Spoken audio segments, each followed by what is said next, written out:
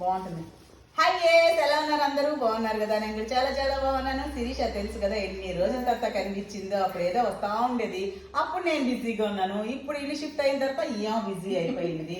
So ఇంతకీ ఈ రోజైనా ఎందుకు టైం తీసుకొని వచ్చింది అంటే 108 రకాల పూల పూజ చేస్తున్నాను కదా, దానికోసం తన వంతుగా నేను అడగకుండానే కనకాంబరాలు పూజ కోసం తీసుకొచ్చింది అనమాట.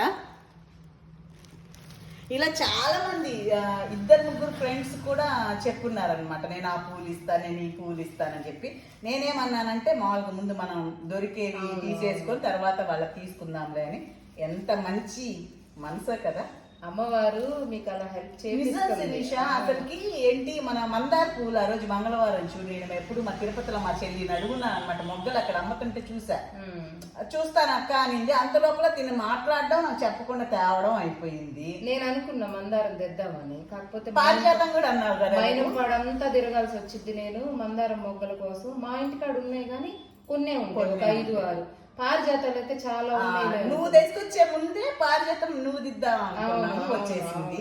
తర్వాత ఇదేంటి సంపంగి పూలు ఈరోజు చేసింది. అసలు ఎంత అంటే నేను ఎప్పుడు ఇంతవరకు ఒంగోలు అమ్మేది ఎక్కడ చూడాలి. అమ్ముతారంట బట్ ఆయన అలా కట్టిలా పట్టుకొని వెళ్తున్నారు అనమాట. ఇది మన కోసమే అన్నట్టు. కానీ అసలు నిజంగా అలా కుదిరిపోతుంది ఒక్కోటి. అది మాత్రం అమ్మవారి దయ. ఇలాంటి మంచి మనసున్న ఫ్రెండ్స్. మీరు పూజ చేయబట్టేగా మేము తీసుకొస్తున్నా. సబ్స్క్రైబర్స్ మీరు కూడా మీ దగ్గర ఉన్న పూలన్నీ తీసుకొచ్చి అంటే మీరు పంపించుకున్నా పర్వాలేదు, అంటే మంచి మనసుతోటి ఎక్కడ నాకు ఇబ్బంది కాకుండా, ఎక్కడ ఇది కాకుండా ఇలా సమకూరాలి అని అనుకుంటే చాలన్నమాట. అదే 10,000 కదా. బాయ్.